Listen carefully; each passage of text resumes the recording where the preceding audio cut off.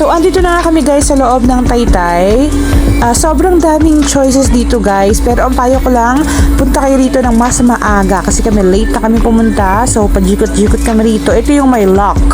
Okay? So, ito namang nasa labas. Yan, hindi sila nagsasara guys.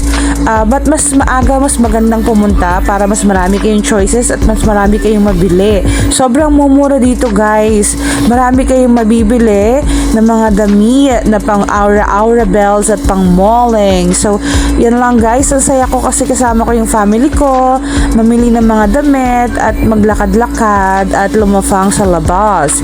So, ayan guys, ay Zara na binili namin. So, yan terno, 100 pesos lang. So, yan guys ang aking sisters. Wala pa si Impang.